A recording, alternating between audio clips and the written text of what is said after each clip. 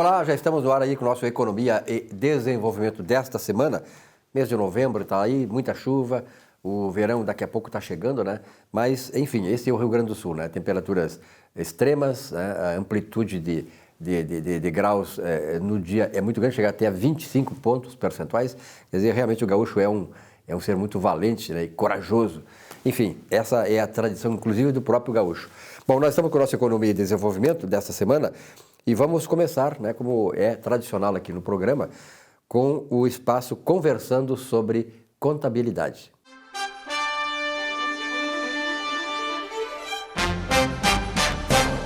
Salésio D'Agostinho, obrigado pela tua presença aqui mais uma vez, né? Sempre é bom te receber e, sobretudo, falar desse assunto que é importante e que está ganhando cada vez mais espaço, né, e a atenção dos técnicos de contabilidade, dos contadores, enfim, daquelas pessoas que têm empresários, né, que se nutrem da contabilidade para os seus negócios. E muitos estudantes também. Muitos estudantes, exatamente. Colocasse muito bem, até nas faculdades, nos cursos de técnico de contabilidade, na faculdade de ciências contábeis, né, o pessoal está utilizando esse espaço, esse material aqui do Salésio para complementar e reforçar o conhecimento em contabilidade. Bom, tem o José Augusto Farias, de Passo Fundo, um grande abraço aí ao pessoal de Passo Fundo. Ele pergunta assim, professor Salésio D'Agostinho, sou estudante de Ciências Contábeis e gostaria que o senhor falasse sobre o plano de contas na contabilidade. Como se elabora um plano de contas? Simples, muito simples. José Augusto Farias, o que é que acontece? A legislação estabelece que a escrituração contábil tem que obedecer o princípio da uniformidade. Mesmo registro, mesmo fato, mesmo registro. Então, o que fez o contador? Estabeleceu um plano de contas, que na verdade é uma cartilha que orienta o seu assistente na escrituração contábil. Quando surge um fato, né, quando surge o ato de gestão, tem que fazer a escrituração de acordo com os modelos pré-estabelecidos. Então, o contador elabora o seu plano de conta. A Receita Federal agora, através do SPED, então acabou instituindo o plano de contas referencial. Então, a Receita Federal tem o seu plano de conta, que é o plano de contas referencial. Nós temos o COSIF, né, que é o plano de conta da instituição financeira, tem o plano de conta da SUSEP, o plano de contas da ANS, ou seja, cada órgão que tem interesse em analisar as contas de determinado segmento econômico estabelece seu próprio plano de contas. Mas como é que se elabora esse plano de conta? Veja só. É como se você estivesse numa casa, estivesse lá na sua casa e fosse organizar o seu armário. Então, o que é que você diria? Nessa gaveta aqui, eu vou guardar as gravatas.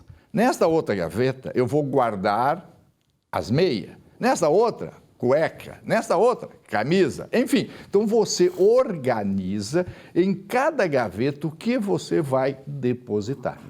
No plano de contas contábil, é mais ou menos isso. Você vai organizar. De que forma? Veja só. Quando o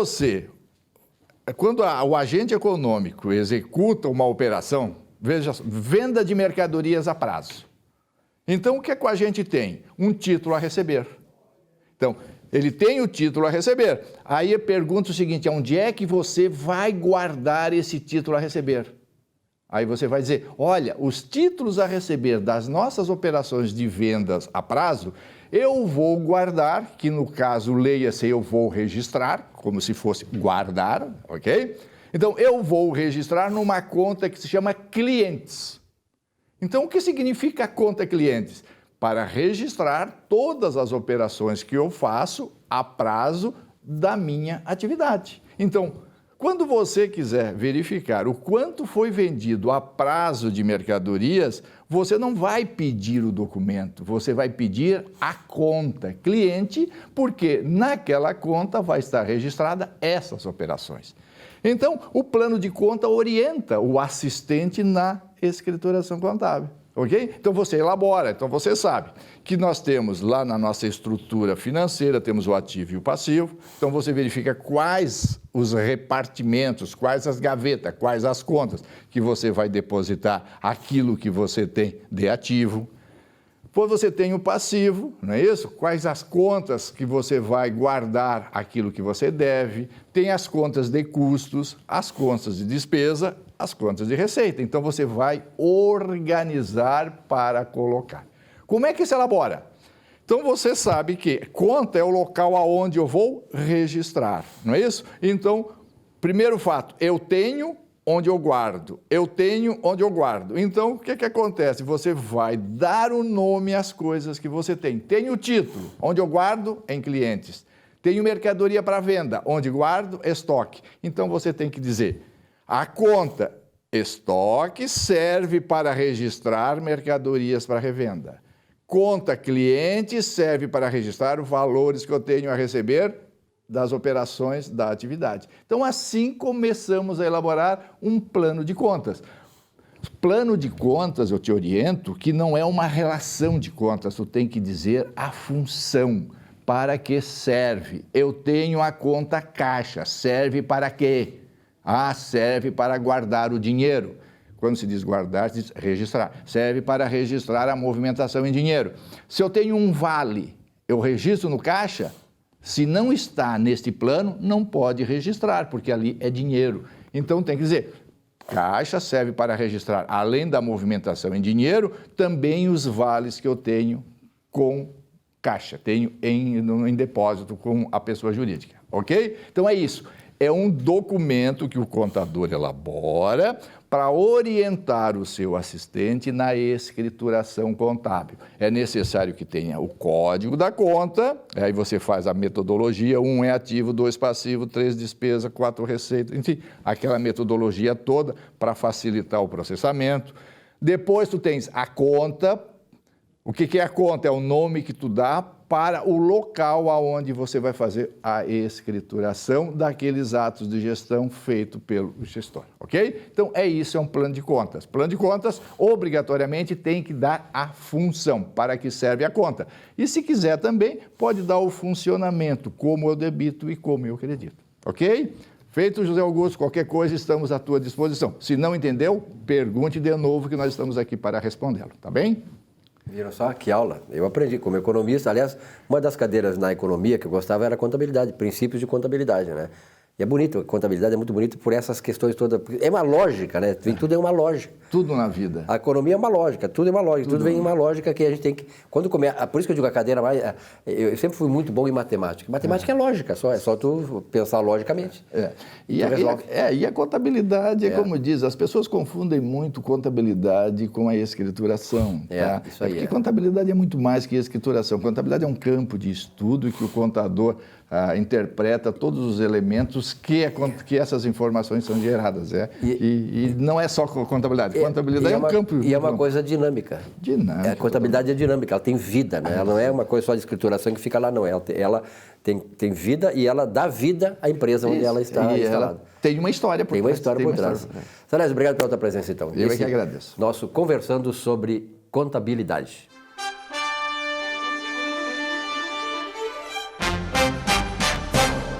Olá, o que criamos e alimentamos em nossa mente, nós iremos vivenciar em nossas vidas. Essa é uma lei universal, portanto, infalível. Entenda, como você pensar, assim será a sua vida. A chamada lei da atração é isso, nada mais. Ela se compara à fé, que nada mais é do que a certeza que tenho de que irei realizar em minha vida o que eu alimentar na minha mente. Se você se acha incompetente, sem condições de ser alguém, será um João Ninguém mesmo. Então, recicle seu pensar e haja em busca do sonho de ser alguém. É simples assim. Boa semana.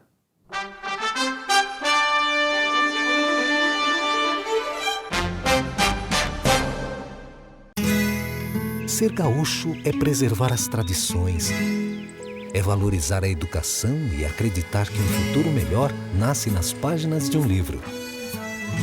É nossa tradição trabalhar duro. Temos orgulho do suor que escorre do rosto. Ele reconforta a alma e sedimenta uma vida digna. É nossa tradição valorizar o passado para desenvolver o futuro. CMPC Celulose Rio Grandense. Desenvolvimento é a nossa tradição.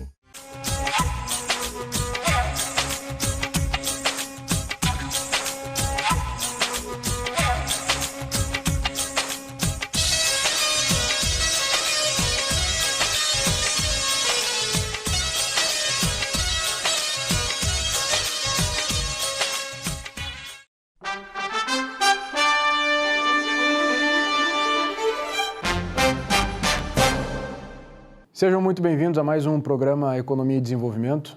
Hoje eu quero trazer um tema bastante relevante, que é sobre crise, né?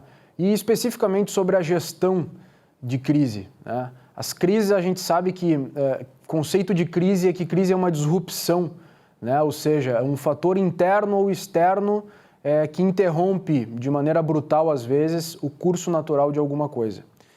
O que é essa disrupção, né? Essa disrupção é justamente alguma coisa, eu venho dirigindo o meu carro e passo num buraco, furo o meu pneu. Então, o curso natural do trajeto que eu estava fazendo com o meu carro foi interrompido por uma crise, por alguma coisa que aconteceu. Isso é super comum acontecer na nossa vida pessoal e na nossa vida profissional também. Me incumbe hoje falar aqui das crises que acontecem, por exemplo, dentro dos condomínios, né, nas gestões.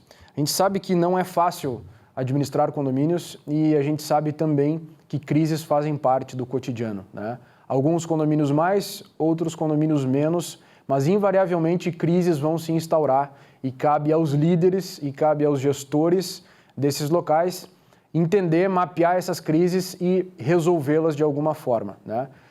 Então, vou dar algumas dicas que servem para a vida pessoal e também servem para a vida profissional. O mais importante é a gente conseguir identificar qual é essa crise, né? Qual é o nome dessa crise, né? Segunda coisa é quais são as possíveis causas, o porquê que está acontecendo essa crise nesse momento. E aí cabe ao gestor também, e na vida pessoal cabe a nós mesmos, né? Ao invés de olharmos na janela para procurar culpados, talvez se olhar no espelho, né? Para entender qual é a crise que a gente está vivendo, entender se as nossas ações ou se as nossas omissões foram capazes de contribuir em algum momento para que essa crise estivesse acontecendo, né? O que eu fiz, né, que possa ter concorrido para uma crise ou o que eu deixei de fazer, né, sendo omisso para que essa crise também pudesse se instaurar de alguma forma. Mais do que isso, é importante a gente também mapear quem são os protagonistas inseridos nessa crise, né? A gente consegue entender quem são as pessoas que estão envolvidas e mensurar o potencial, né, dentro da crise dessas pessoas, eu consigo agir assertivamente e individualmente em cada uma delas, né, para que eu consiga algumas neutralizá-las, outras entender que não fazem parte da crise e estão ali muitas vezes como massas de manobras, e o camarada, aquele que está no meu pescoço com uma faca, esse é o que eu tenho que colocar talvez mais energia para tentar afastar ele de mim, tentar solucionar a crise de alguma forma, né? E aí então só com base nesse mapeamento genérico a gente consegue subsídios melhores para tomar uma decisão. Eu sempre falo que decisões rápidas, decisões tomadas de maneira imediata, elas tendem ao erro, né? Elas tendem ao equívoco. Por isso que quando nos questionam, nos provocam para a gente solucionar algum problema, a gente sempre pede um tempo para pensar. Mas na vida profissional e pessoal, nem sempre a gente consegue esse tempo para pensar, né? Então, a exemplo, há um tempo atrás em Porto Alegre, numa churrascaria, eu gosto muito de usar esse exemplo, numa churrascaria em Porto Alegre, um cidadão se engasgou com um pedaço de carne, né? E aí ele começou a passar mal porque obstruiu as vias aéreas e ele não conseguia respirar. Casualmente, nessa mesma churrascaria, tinha um médico almoçando com a sua família. Esse médico foi até esse senhor que estava engasgado e pensou o seguinte: não há tempo de chamar uma ambulância, não há tempo de colocá-lo dentro de um carro e levar para um pronto-socorro. O que imediatamente ele fez? Pediu uma caneta Bic para um garçom, tirou a bundinha da caneta, tirou a tinta, né, aquela parte de dentro da caneta, ficou só com a parte, aquele canudo, né, aquele caninho, né, que envolve a caneta, e imediatamente providenciou uma traqueostomia nesse senhor para desobstruir as vias aéreas e, portanto, salvou a vida desse camarada. Esse caso foi super emblemático, apareceu até na televisão. Então, o que é isso? Isso é um médico que tomou uma decisão imediata, né? E quando é que a gente consegue tomar decisões imediatas? Quando a gente tem conhecimento técnico e desenvolvimento pessoal e emocional para fazer isso. Então, quanto mais capacitado nós, líderes e gestores, formos, mais decisões rápidas a gente vai conseguir tomar, sem dar margem para o equívoco e sem dar margem para erros. Se eu não conheço o contexto daquele lugar, se eu não estudei aquelas pessoas, se eu não faço a menor ideia de porquê que está acontecendo essa crise, possivelmente a decisão que eu for tomar vai ser uma decisão completamente equivocada. Para concluir, Todas as crises, absolutamente todas as crises, têm pelo menos 3 coisas. Uma solução, ainda que não seja a melhor, ou ainda que não seja a que a gente esperava. Um prazo de duração, crises começam e crises sempre terminam. E por último, todas as crises nos trazem uma lição para a vida. Algum ensinamento com uma crise a gente vai ter. É nos momentos de crise que a gente encontra muitas vezes as melhores oportunidades da vida, as melhores oportunidades para mudar de emprego, as melhores oportunidades para se desenvolver melhor e pensar diferente do que estávamos pensando antes. Tá bem? Uma boa semana para vocês, especialmente para mim. Tenho muitas decisões para tomar durante os próximos dias e tomara que com o meu conhecimento eu também consiga tomar decisões assertivas. Um grande abraço. Muito bem, nesse espaço de economia e desenvolvimento, Vilmar, estamos recebendo 2 figuraças, né, Tchê? O nosso comentarista, professor Saúl, obrigado pela tua presença, professor. Muito obrigado. Hoje na bancada aqui batendo um papo, né, Tchê? Tem um comentarista e tal. Sim. De vez em quando é uma quebra, né, esse troço, né? Sim. E essa semana... Tu tá trazendo um convidado especial. Aliás, o teu convidado, eu vou adiantar aqui, depois tu dá uns dados dele, né? O Arthur Ferreira Neto é filho de um grande tributarista que nós tivemos aqui no estado, o doutor Júlio Ferreira. O Júlio Ferreira, da Orga Fisco, né? Eu conheci o doutor Júlio na década de 80, eu tinha coluna no Jornal do Comércio, era um camarada, ele era do Estado, era fiscal do Estado, né? Funcionário do Estado, e depois se tornou um grande tributarista, aliás, um dos mais destacados tributaristas que o Rio Grande do Sul já teve. E a gente que conhece economia, né, Vilmar, conhece a história daquelas pessoas que fizeram história, e o Ferreira... O doutor Júlio Ferreira fez história aqui no estado nesta área. Hoje é a coisa mais imprescindível que tem. Já naquela época, o doutor Júlio Ferreira foi um visionário. Quando ele criou essa empresa Orga Fisco, que hoje ainda existe, que abriu espaço para outros, né, depois virem, porque o pioneiro nisso, praticamente, o Júlio foi um dos pioneiros nisso aí.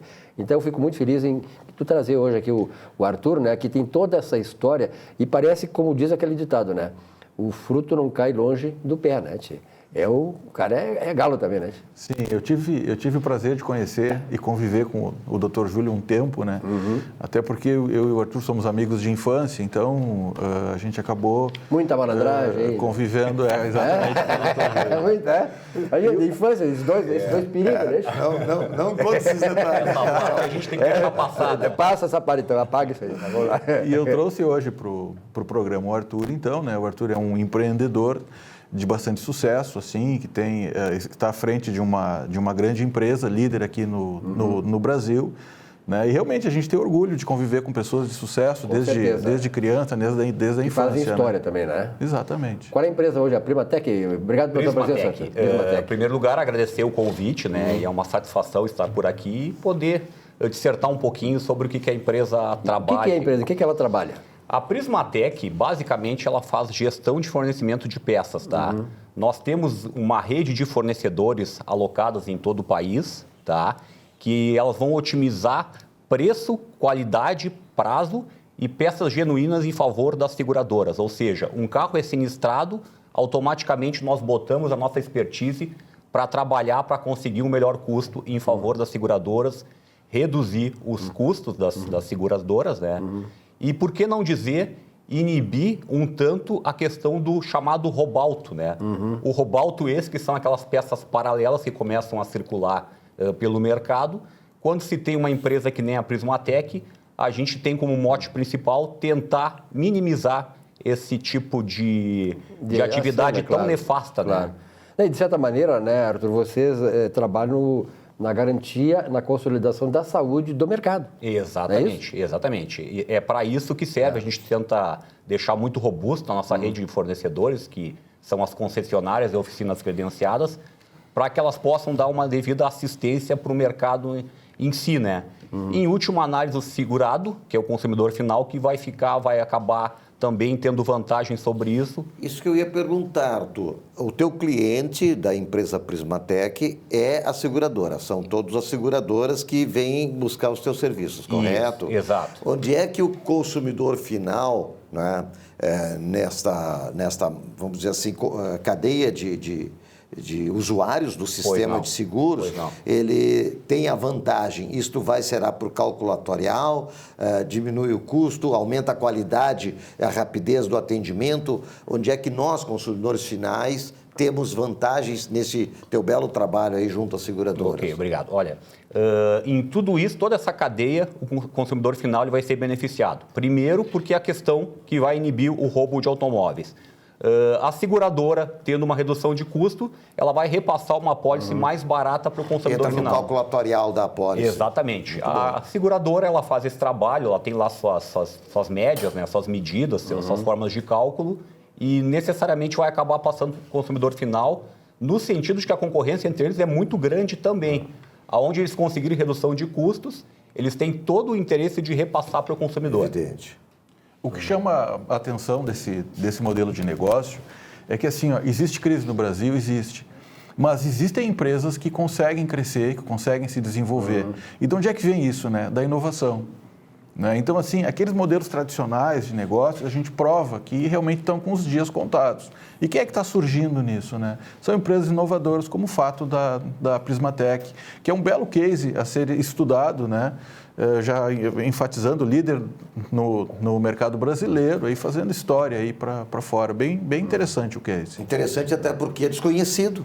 Eu, por exemplo, Silvio, eu não sabia que existia esse tipo de trabalho, como é o caso da Prismatec, trazendo esse benefício que vai, no final das contas, nos favorecer. E programas como esse, né, Vilmar? Modéstia à parte, são exatamente destinados a mostrar esses belos exemplos. Mais uma vez, o Rio Grande do Sul é pioneiro nessas coisas. Exatamente. Então, nós somos pioneiros em muitas coisas aqui no Rio Grande do Sul. Precisa mostrar isso que nós fazemos, né? Nós estamos num estado que vem regredindo ao longo do tempo, não é pela iniciativa privada, vem regredindo pelos governos que vêm se sucedendo aí, nós sabemos. Porque a crise no estado é uma crise fiscal do estado, que não soube se gerenciar. Mas empresas como a do pai dele, o Orgafisco desde lá, e agora com o Arthur na Primatec, elas primam exatamente por isso, pela saúde financeira delas, porque aí elas podem apresentar um trabalho, né, que vai trazer benefício para a sociedade. São chamadas essas empresas, as empresas inclusivistas. Elas incluem a sociedade nos propósitos delas. Ao passo que temos aquelas empresas, né, Saúl? Sabe muito bem, tu é palestrante, aquelas empresas que são extorsionistas, exclusivistas. Elas trabalham para si e não para a sociedade. Parabéns, eu acho que é uma coisa interessante. A Primatec hoje é respeitada em todo o Brasil, né? Exatamente. Ela, nesse know-how aí, ela consegue fazer toda essa aliança entre fornecedores e seguradoras e, como eu já reiterei, a questão do consumidor final, né? O que é muito importante. Essa ideia veio das tuas consultas, tuas viagens internacionais? Na verdade, não. Essa ideia, ela veio cunhada já por um cunhado, ex-cunhado. Em algum tempo ele teve essa ideia e lançou dentro da empresa tributária essa que o Silvio referiu, que era do meu pai. Sim. E o pai gostou da ideia, acabou comprando. E no fim das contas, a vida andou, né? Esse cunhado já não é mais casado com a minha irmã, mas de certa forma ficou essa história toda para a gente poder perseguir o sucesso. Criatividade mesmo. Pode-se dizer que o universo fez com que ele se tornasse teu cunhado para te dar essa ideia. Exatamente. Depois ele saiu. Exatamente. É interessante, agora é importante tudo. Foi um catalisador. Um catalisador, né? Foi. Porque nós éramos do direito, né? Eu, formação exclusiva do direito. Sim. E acabei por essas andanças de vida, me transformando em empresário. Que beleza. Que bom para nós, que bom para a sociedade, Muito né? bom, excelente. Arthur, parabéns. Eu tenho certeza que o Arthur virá mais vezes aqui, sabe por quê? Porque esse tipo de exemplo, esse tipo de empresa que nos orgulha, né? Que são empresas saudáveis, empresas que fazem o bem para a sociedade. Tem tanta empresa que só faz o mal para a sociedade. E, sobretudo, empresas governamentais. Governos que fazem o mal para a sociedade. Agora, esse tipo de exemplo de empresas inclusivistas, esses nós temos que prestigiar, né, Vilmar? Trazem empregos, trazem emprego, riqueza, riqueza. criam coisas, criam produtos, serviços que vão dar emprego para milhares de pessoas, gerar renda, a sociedade ganha com isso, o Brasil está precisando. Nós tivemos em 2015 3,76% de queda no PIB, em 2016 3,3%. E só o ano retrasado e passado, 1 e pouco. Quer dizer, nós precisamos crescer cada vez mais. E esse tipo de empresa que nos dá a esperança, né, Saúl? Sim, é verdade. De que nós possamos recuperar o tempo perdido. Né? E a riqueza também que não foi gerada. Claro, essa ficou para lá, mas vamos gerar cada vez mais riqueza. Obrigado pela tua presença, Muito obrigado pela Parabéns, eu fico muito oportunidade. feliz de saber que, né, esse fruto que o teu pai deixou está prosperando e certamente vai beneficiar ainda muito mais gerações. Muito obrigado mesmo. Um grande abraço. Um rápido intervalo, nossa Economia e Desenvolvimento volta já já.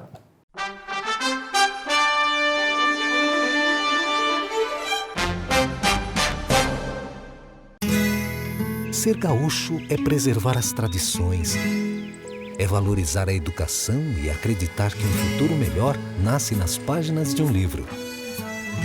É nossa tradição trabalhar duro. Temos orgulho do suor que escorre do rosto. Ele reconforta a alma e sedimenta uma vida digna. É nossa tradição valorizar o passado para desenvolver o futuro. CMPC Celulose Rio Grandense. Desenvolvimento é a nossa tradição.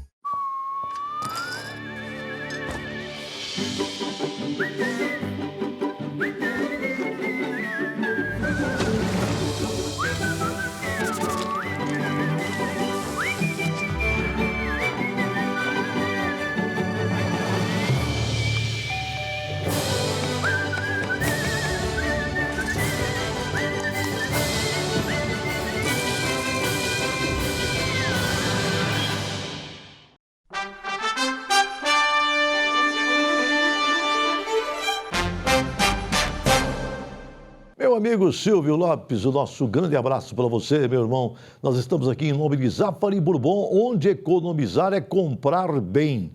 Mas olha, está acontecendo uma medida, se porventura a Câmara Federal não estragar tudo, ou o Senado não estragar tudo, não é? Mas as coisas que estão acontecendo são maravilhosas. Imagine que há algum tempo atrás, um grupo de líderes num determinado município, lá numa regiãozinha, 2.000 pessoas, ele falava assim, não, olha, eu não consigo ser prefeito dessa região toda, mas eu posso ser prefeito daqui, não é? E aquelas pessoas, você pode ser vereador aqui nessa região aqui.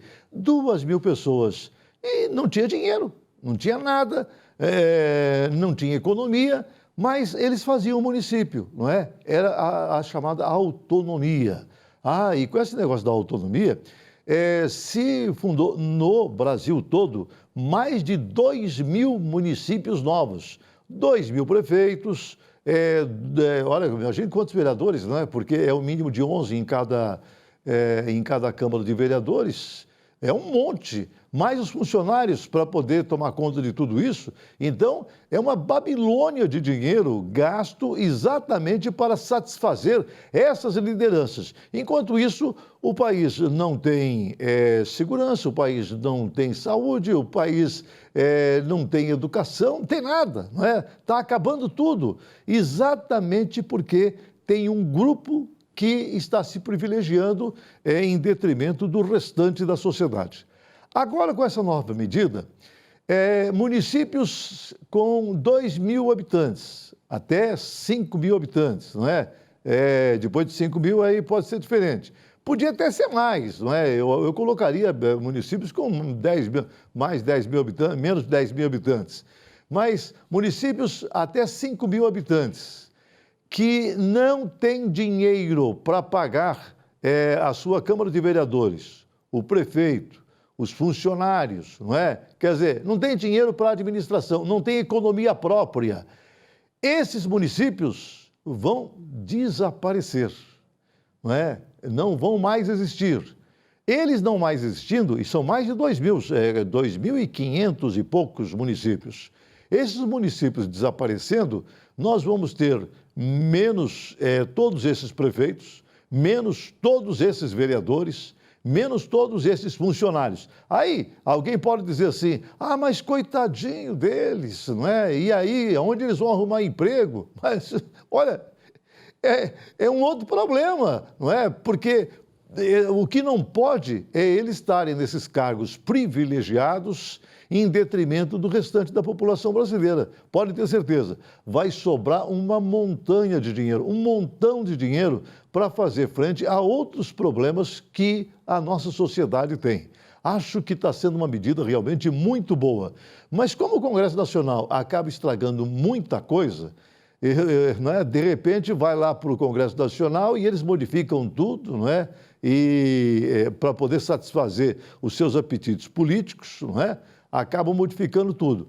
Espero que isso não aconteça. A população tem que estar de olho, temos que estar atentos e temos que cobrar dos nossos representantes lá na Câmara Federal, porque o Congresso, o Executivo, né, o presidente da República, o ministro da Economia, colocou tudo isso para funcionar. Agora vamos ver se vai chegar realmente a um final feliz para todo mundo. É isso que nós queremos. É isso? Olha aí, fala aqui em nome de Zafari Bourbon, onde economizar é comprar bem.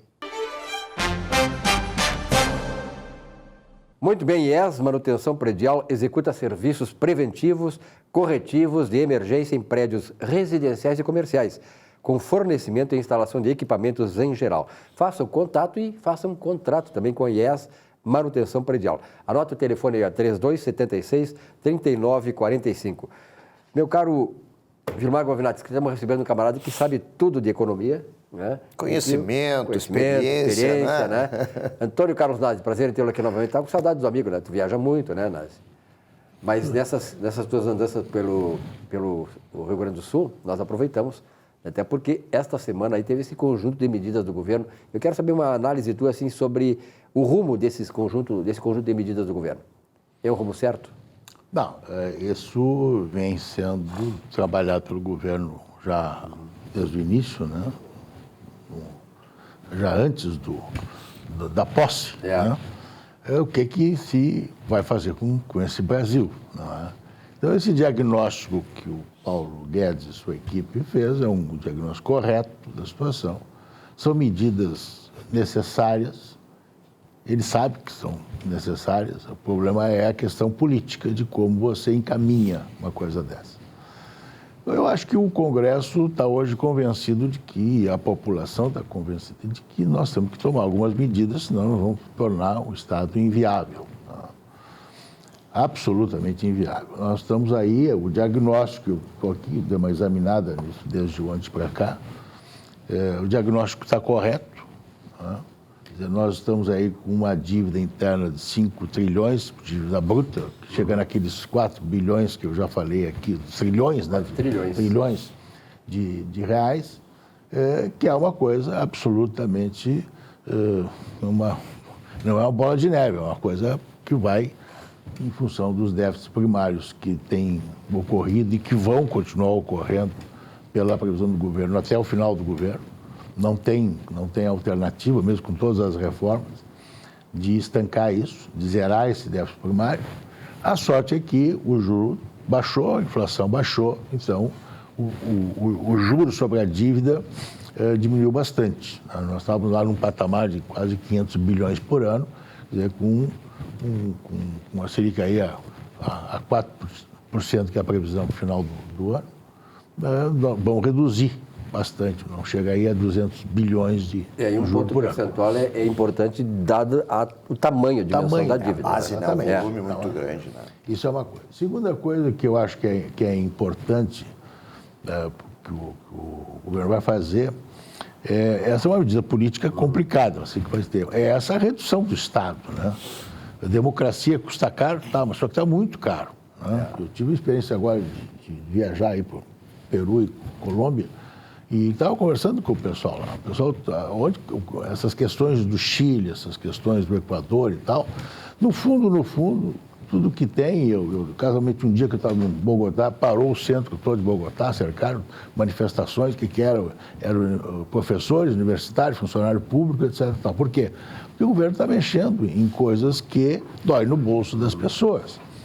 Não é? Mas é que eu estava conversando com o pessoal, no fundo, que o pessoal acha que o Estado está pesado demais, a democracia está custando demais. Não é?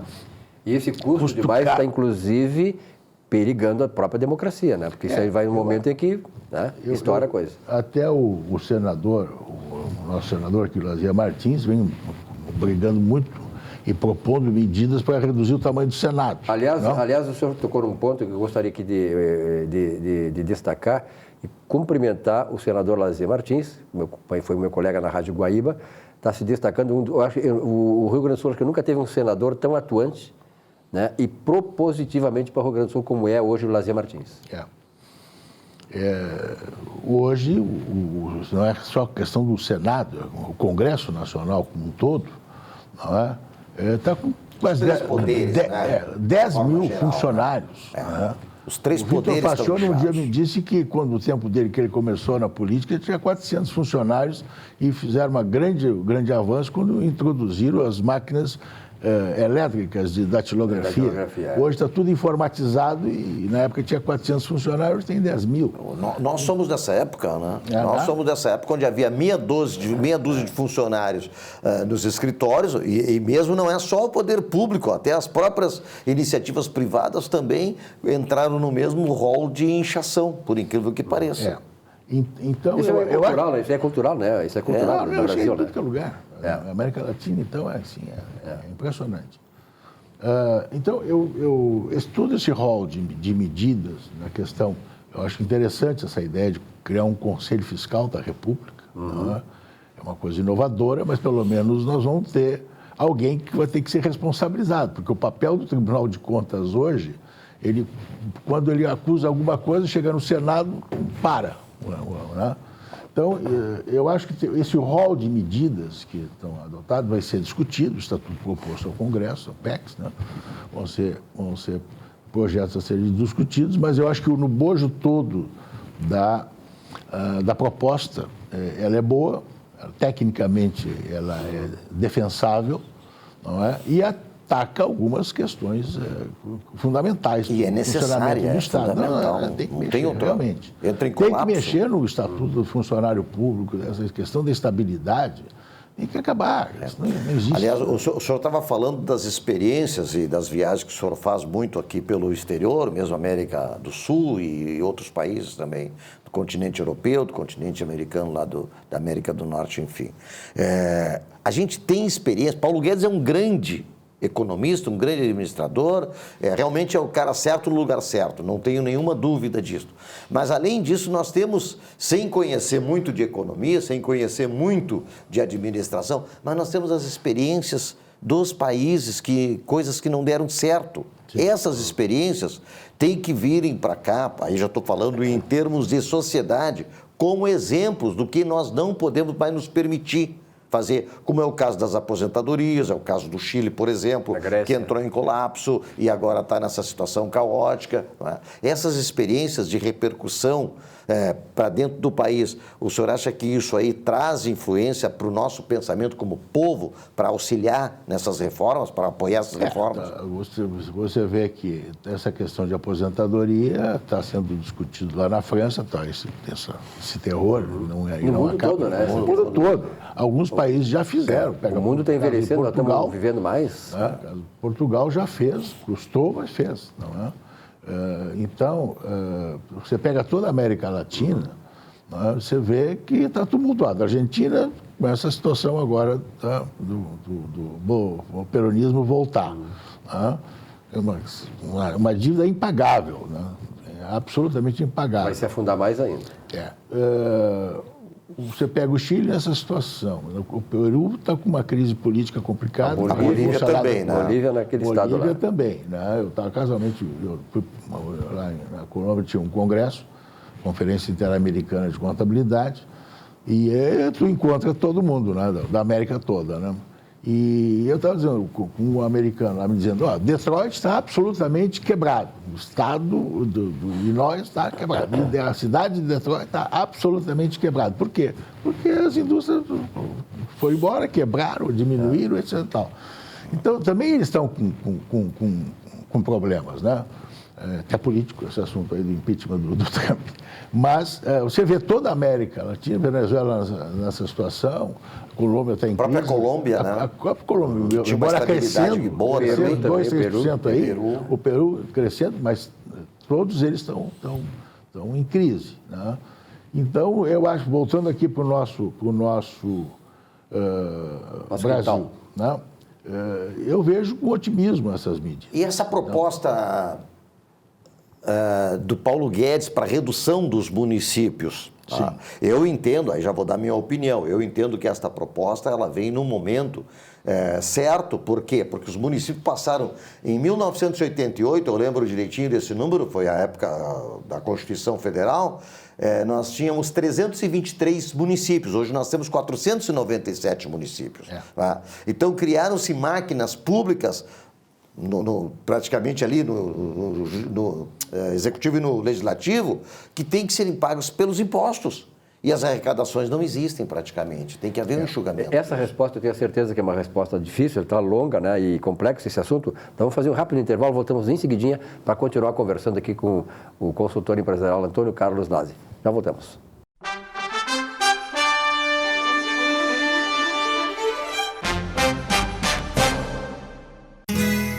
Ser gaúcho é preservar as tradições, é valorizar a educação e acreditar que um futuro melhor nasce nas páginas de um livro. É nossa tradição trabalhar duro. Temos orgulho do suor que escorre do rosto. Ele reconforta a alma e sedimenta uma vida digna. É nossa tradição valorizar o passado para desenvolver o futuro. CMPC Celulose Rio Grandense. Desenvolvimento é a nossa tradição.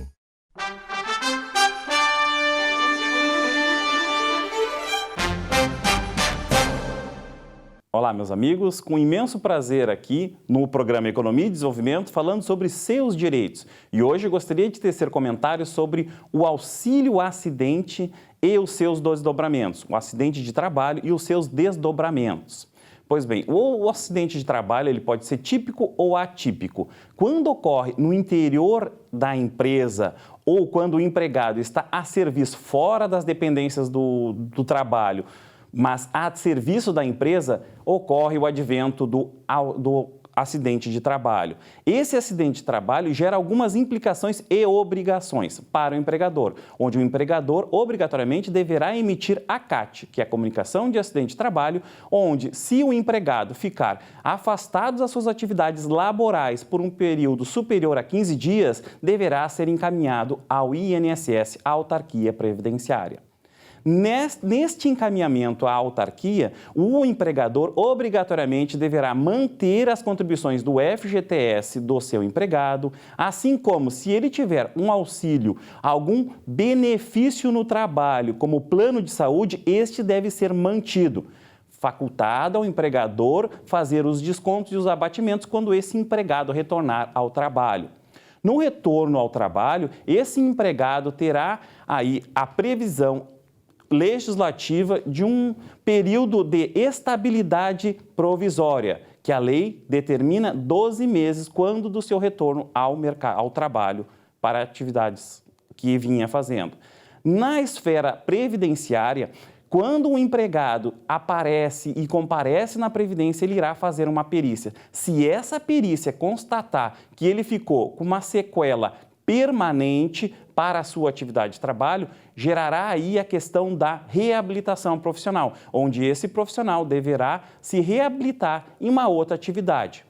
Caso essa atividade onde ele desempenhava na empresa não puder ser feito mais como era feito, a empresa não obrigatoriamente poderá ficar com esse empregado, poderá demiti-lo. No entanto, surtirá efeitos e direitos a esse empregado, pois se a doença, se a enfermidade ficou causando sequelas permanentes, poderá requerer junto à empresa uma indenização pela perda de capacidade laborativa que ficou em razão desse acidente de trabalho. Essa é a dica de hoje e até o próximo programa. Essa questão dos municípios, de redução dos municípios. Por exemplo, assim, Minas Gerais tem 857 municípios. O Rio Grande do Sul tem 497. Em Minas Gerais tem município que tem 800 e poucas pessoas. E é um município independente. Aqui no Rio Grande do Sul, o município menor tem 1.034 habitantes. Quer dizer, é insustentável, né? É insustentável, não tem. Eu acho que nós temos que reduzir o Estado como um todo, né? Tanto o federal, o estadual e o municipal. Eu acho que a questão do município, isso aí, a redução, que vamos ficar aí com 200 e poucos municípios, creio eu, né? Ainda tem coisa a discutir. Eu aumentaria até, eu acho, dos 5 mil, acho que tem que ir para 10 mil. Não é que seria mas eu acho que ele jogou por baixo justamente para negociar, né? Evidente. Mas acontece que ele pode negociar mais para baixo ainda. Então, eu colocaria 10 mil, eu vim para cima. Tinha que colocar 10 mil no começo, para depois renegociar. Mas, lógico, a gente conhece aqui no Rio Grande do Sul, eu conheço bem em Minas Gerais, eu trabalho no estado lá, e é isso aí, são aberrações, né, que o pessoal sabe que está errado, né, e eu acho que vai haver um apoio da população. Os dois parâmetros que ele colocou foi o número de habitantes, no mínimo 2.000 habitantes, se não me falha a memória, e colocou também que 10% da arrecadação fosse próprio para a administração, não é? Sim, teria que ter no mínimo 10%. Não entrou o PIB, né? Eu acho que também poderia ter entrado o PIB nessa história. Né? Mas tem que ter um parâmetro. Tem que ter um parâmetro, claro. Então, escolheram esse aí.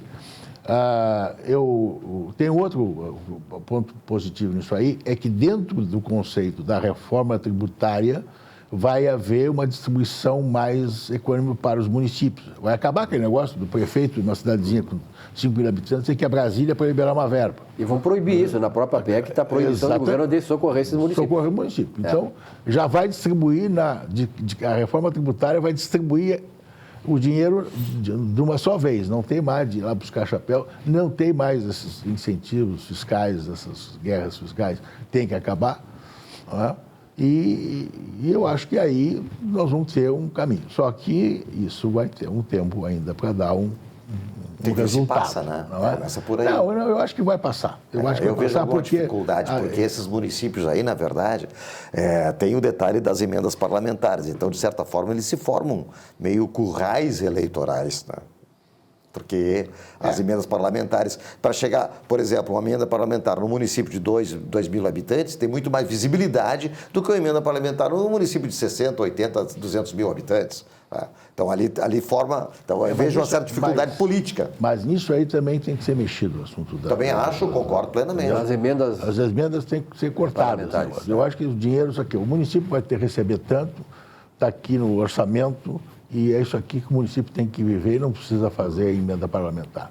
Precisa uma ponte? Tá bom, caiu uma ponte ali perto de Dona São Francisco. O secretário disse agora no rádio, dizendo que já tinha conhecimento que podia a ponte cair. Então, eu acho que essas coisas, você fazendo um planejamento... Mais sério, né? Com mais seriedade. Com menos municípios, é mais fácil você fazer um planejamento, fazer um orçamento realista, e eu acho que estando mais perto da população, é mais fácil de você fiscalizar. O municipalismo, né? Com certeza. Eu vejo vários municípios aqui, eu atuo muito aqui no interior, vários municípios, e em São Paulo tem muito disso também, tem um tipo de um conselho comunitário que faz uma fiscalização pesadíssima em cima da Câmara de Vereadores e do prefeito. É a população, por sua experiência. Você vai aqui em Colinas, aqui perto de Lajato, aqui, pelo que eu sei, não tem candidato, não tem duas chapas há muitos anos. É de consenso, a comunidade se reúne aqui. Quem é que vai ser? O Silvio vai ser o prefeito agora. E outra coisa também, o município tão pequenininho assim, por que não tem prefeito, o pessoal que vai sem remuneração? Não é isso? Nos Estados Unidos existe isso aí, milhares de municípios e pessoas da Europa, sobretudo, quer dizer, que os caras se reúnem, como são escolhidos pela comunidade, e eles vão dar o trabalho deles em prol da comunidade, quer dizer, não precisa fazer... Eu já vi uma alternativa de um deputado agora dizendo o seguinte, que daqui a pouco essas prefeituras que poderão ser reanexadas aos municípios mães, de onde partiram, elas poderão criar e chamar subprefeitura, sem estrutura toda, já resolveria parte do problema.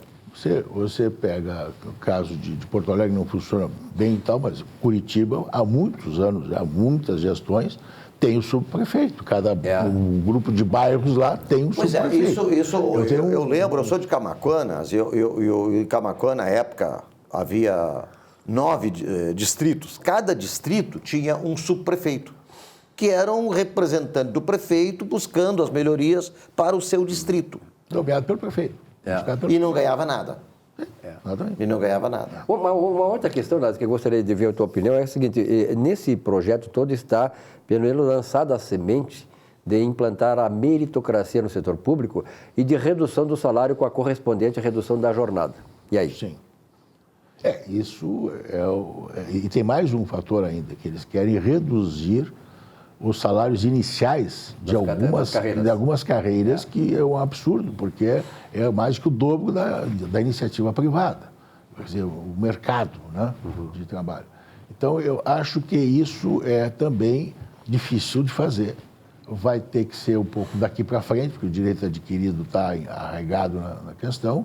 Não sei se vão conseguir mexer numa coisa que é direito adquirido. A Constituição está garantindo, é um grande problema realmente isso. Mas que comecem a fazer isso a partir das admissões novas e fazer uma racionalização, porque tu tem muitos órgãos aí que não tem nem, o pessoal está lotado no órgão, não tem nem cadeira nem mesa para o cara trabalhar. Então Mas só não comparece. Se começa daqui para frente, vamos imaginar o seguinte, é uma geração, já os efeitos vêm de forma muito interessante, muito produtivos. Né? Então, nesse rol todo de medidas que estão sendo aí analisadas, estão sendo propostas, eu vejo com otimismo, mas sou bem realista. Eu acho que nós vamos ter um efeito isso aqui um pouquinho mais a longo prazo, mas tem que começar a fazer. Isso aí, aliás, isso já era para ter sido feito lá no começo da década, na própria Constituição. Na própria Constituição. Ali é que deveria Nós criamos ser despesas traçado um novo Brasil. Não e não foi feito, pelo contrário. Mas foi contrário, né, Silvio? A Constituição, ela trouxe garantias absurdas. Ela ajudou a enterrar o Brasil, quer dizer, porque ela não teve nenhuma correspondência, nenhuma preocupação com o lado fiscal do Estado. Né? Agora, tem uma coisa aqui que eu acho que nós precisamos atacar, não vejo isso aí, é você começar um programa de equalização da renda. Nós não podemos ter mais 1% da população brasileira com 49% da riqueza brasileira. E isso é todo o problema na América Latina, é isso aí. Eu me recordo que, comentando agora com os colegas da Venezuela, só que há muito tempo, uma vez eu fui a Caracas e eu disse para uns colegas, isso antes do Chaves, o governo de direito, quando a Venezuela era um país rico. Não é? Agora, qual era um país rico? Um país rico com uma concentração de renda brutal. Não é? Você tinha uma camada desse tamanhozinho de rico e o resto tudo era isso pobre. É que fomentou o Chaves, né? Que Lógico, fomentou a elevação do Chaves. E se você pega na Bolívia a mesma coisa, o Evo Morales está lá, agora quase que perdeu a eleição, mas conseguiu dar um jeito, ele é muito hábil, não é, de se manter. Mas eu acho que o Brasil, você pegando as estatísticas aí, o Credit Suisse tem uma estatística que faz todos os anos, não pode ser que você tenha um aumento de quase 50 mil novos ricos no Brasil, não é? E não é rico por pouca coisa. É ricaço. É acima de 1 bilhão de patrimônio. E ricos que não contribuem para o crescimento do Brasil. Ricos que não produzem. Isso é outro também. Tem os que produzem, são líderes. Mas veja a bem, grande maioria não. Mas essa questão do pessoal que integra penduricalhos à sua remuneração, e carrega o resto da vida e ainda passam hereditariamente, não produz absolutamente nada. Só absorvem. Então, eu acho, sabe, gente, que esse é um negócio que o governo, mais cedo ou mais tarde, vai ter que atacar, porque isso é um bujão de gás muito complicado. Isso está aí, América Latina, Argentina. Eu fui agora em junho, passei uns dias lá trabalhando e tal de coisa, e eu fiquei impressionado com o que tinha de gente dormindo na rua, coisa que você não via. Na Argentina, não, pelo menos não se via. Há pouco tempo atrás não se via ninguém na rua. E não é no bairro pobre, na Recoleta. A Recoleta, que é um bairro nobre de Buenos Aires. Então, isso é muito ruim. Eu fiquei muito impressionado em Bogotá. Bogotá é uma cidade rica, uma cidade bonita, uma cidade... Não? O trânsito é infernal, é uma coisa absurda.